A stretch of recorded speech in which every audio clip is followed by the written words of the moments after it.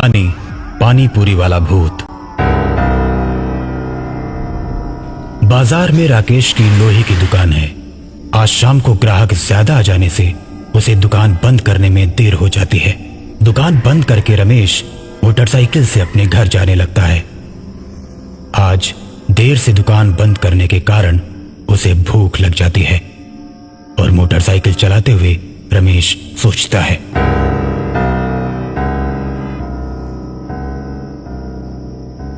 यार इतनी तेज भूख लगी है कि चक्कर आ रहे हैं। मुझे बाजार में ही रुककर कुछ खा लेना चाहिए था। अब इतनी रात को इस रास्ते पर कुछ मिलेगा भी नहीं। हे भगवान, काश कुछ खाने को मिल जाता तो कितना अच्छा होता। तभी राकेश को रास्ते पर एक पानी पूरी का स्टॉल दिखाई देता है। राकेश आश्चर्य में पड़ जाता है। अरे वाह, ये तो कमाल हो गया। यहाँ तो पानी पूरी का ठेला है, लेकिन इतनी रात को ये पानी पूरी वाला यहाँ क्या कर रहा है? चलो मुझे क्या, मुझे तो कुछ खाने को मिल गया। राकेश पानी पूरी वाले के पास अपनी मोटरसाइकिल खड़ी करके उससे पूछता है, क्यों भैया, इतनी रात को पानी पूरी की दुकान खोल कर बैठे हो? कोई ग्राहक आता है क्या? मेरी दुकान रात में ही खुलती है और जो कोई भी रात को भूख से परेशान होकर भटकता हुआ आता है उसे मैं पानी पूरी खिलाता हूँ। ठीक है भैया, फिर फटाफट मुझे 3 प्लेट पानी पूरी खिला दो। बहुत जोर की भूख लगी है। 3 प्लेट क्या, 4 प्लेट खाओ, 4 प्लेट।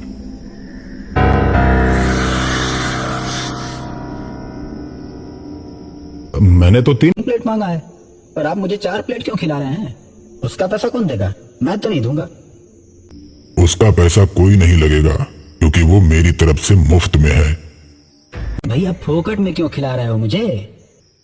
क्योंकि आज की रात आप मेरे पहले ग्राहक हैं। जो भी मेरा पहला ग्राहक आता है उसे मैं 1 प्लेट एक्स्ट्रा पानी पूरी खिलाता हूँ। रमेश खुश हो जाता है और मजे से पानी पूरी खाने लगता है। पानी पूरी खाते खाते अचानक उसकी नजर पानी पूरी वाले के पैर पर पड़ती है। रमेश डर जाता है। रमेश ये बात जानता था कि भूतों के पैर उल्टे होते हैं। उसके बाद रमेश अपनी प्लेट में देखता है तो पानी पूरी में पानी की जगह खून भरा होता है। ये देख रमेश और डर जाता है और कांपने लगता है। रमेश को कांपता देख पानी पूरी वाला बोलता है, क्यों भाई, क्या हुआ? डर लग रहा है क्या? खाओ खाओ, अभी तो और खाना बाकी है।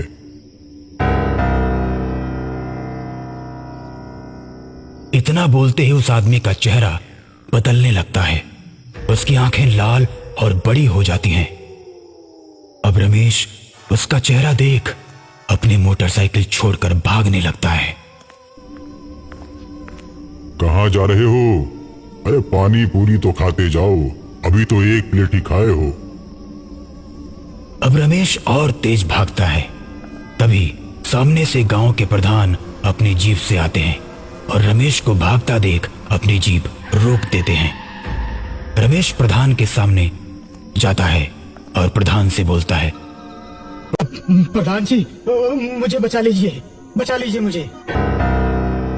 अरे क्या हुआ रमेश, तुम डरे हुए क्यों लग रहे हो? क्या हुआ? प्रधान जी, वहाँ सामने एक भूत पानी पूरी बेच रहा है।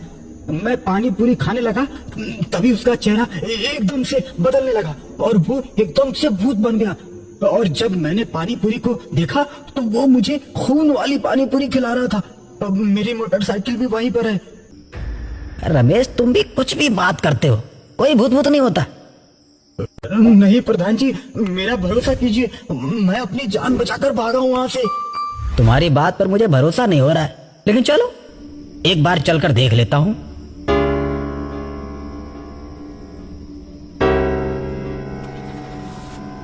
रमेश जीप में बैठकर प्रधान को पानी पूरी के ठेले वाली जगह पर ले जाता है, लेकिन वहां जाने के बाद उसे कोई भी ठेला और आदमी नजर नहीं आता।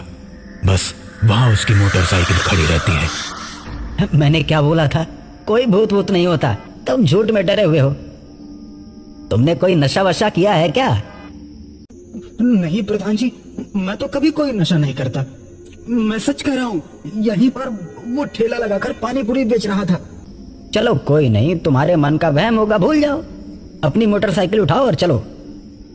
रमेश अपनी मोटरसाइकिल स्टार्ट करता है और जीप के आगे आगे चलने लगता है।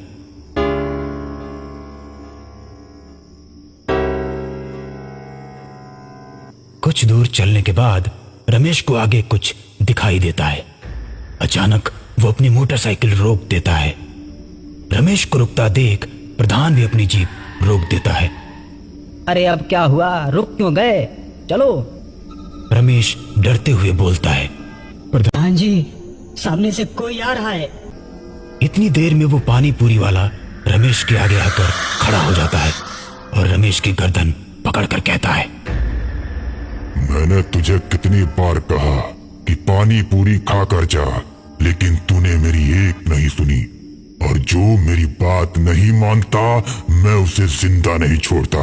अब तुझे मारकर तेरे ही खून से पानी पूरी बनाकर कल दुकान लगाऊंगा।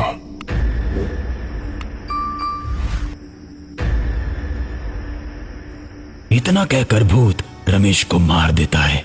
अब भूत को देखकर प्रधान डरकर जीप छोड़कर उल्टे पैर भागने लगता है और तभी प्रधान के आगे वो भूत खड़ा हो जाता है और उससे बोलता है, क्यों प्रधान, तू तो अपने आप को बहुत बड़ा महान समझता है। तुझे क्या लगा कोई भूत भूत नहीं होता? मुझे छोड़ दो भूत जी, मुझे छोड़ दो। मैं अब कभी भी आपका अपमान नहीं करूंगा। अरे मेरा सम्मान ही कब है जो तू मेरा अपमान नहीं करेगा? सारी दुनिया मुझसे डरती है, मुझे किसी के सम्मान की जरूरत नहीं। अब तो तुझे मरना ही पड़ेगा। कल दोनों के खून से मैं बहुत बड़ी पानी पूरी की दुकान लगाऊंगा।